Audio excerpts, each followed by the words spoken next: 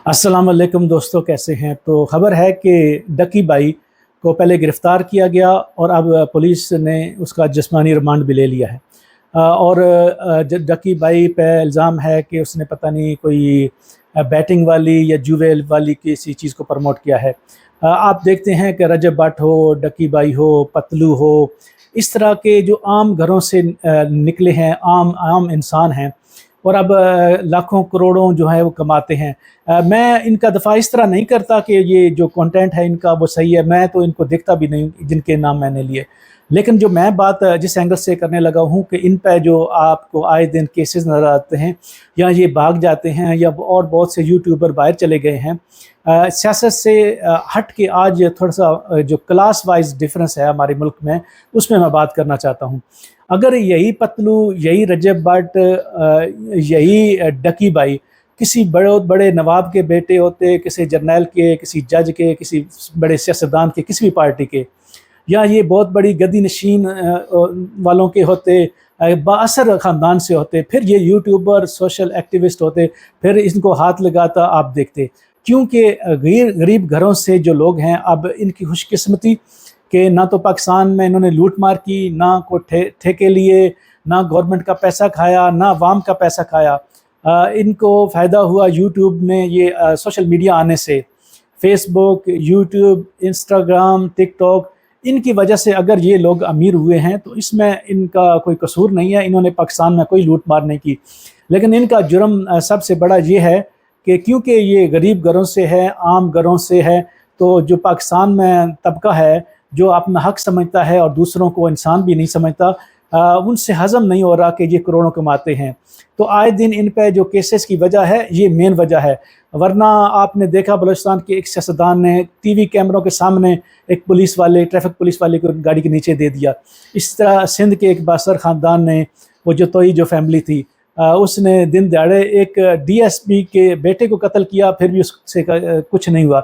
इसी तरह अभी जो बलूचिस्तान में जो वो 2 लोगों को कत्ल किया जिस नवाब ने, आप देखना वो भी बाहर होगा।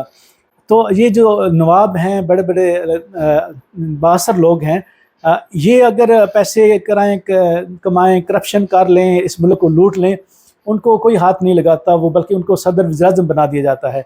लेकिन अगर डकी बाई जैसे लोग जो कि पाकिस्तान को नुकसान नहीं पहुँचाया, अपनी मेहनत से, उनके मुकद्दर अच्छे थे कि सोशल मीडिया से उन्होंने पैसे कमाए, तो उनको जो है वो परेशान किया जाता है। मैं उनका दफ़ा तो हरगिज़ नहीं करता, लेकिन जो हक सच है उसकी बात कर रहा हूँ।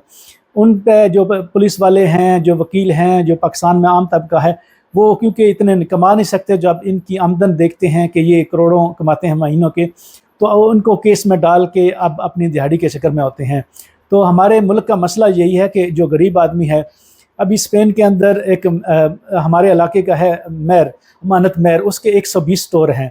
इसी तरह अमेरिका के अंदर बहुत से पाकिस्तानी हैं जिनके 50 किसी के स्टोर हैं, किसी के 100 पेट्रोल पंप हैं। इसी तरह यूके के अंदर, इसी तरह फ्रांस के अंदर, इसी तरह और ममालिक में पाकिस्तानी जो हैं बड़े बड़े बिजनेसमैन हैं। साउथ अफ्रीका में एक बहुत बड़ा बिजनेसमैन है जिसका पूरे 3-4 मुल्क में जो है वो बिज़नेस है। तो बात करने का मकसद है, इन मुल्कों में ये लोग हैं, लेकिन यहाँ पे मकामी हुकूमतें जो हैं उनको तंग नहीं करते। तो आम गरीब घरों से लोग जो हैं बाहर के ममालिक में करोड़ों अरबों कमा रहे हैं, तो लेकिन उनको ये जलसी, यहाँ के मकामी लोग नहीं जलस होते। लेकिन हमारे मुल्क में अगर कोई आम गरीब आदमी किसी तरह भी उसका कोई जुगाड़ लग जाए, मराद जुगाड़ से ये है कि जैसे सोशल मीडिया से किसी तरह जैसे ये लोग उठे हैं, तो अगर कामयाब हो जाए तो उसकी टांगें खींचने वाले बहुत हैं। इसी तरह वो शोएब शेख नाम का एक बंदा था, बहुत सॉफ्टवेयर में बहुत आगे जा रहा था, एग्जैक्ट कंपनी थी, 2-3 अरब डॉलर की सॉफ्टवेयर का काम कर रहे थे। फिर उसने बोल टीवी बनाया, उसको भी ऐसे ही भगा दिया क्योंकि वो भी एक गरीब घर से था। तो पाकिस्तान जो है वो, अगर गरीब आदमी, ना हुकूमत सपोर्ट नहीं करती, अगर कोई आदमी ऊपर चला भी जाए तो उसकी टांगें खींचने के लिए हमेशा बहुत से अदारे हैं, सब कुछ है।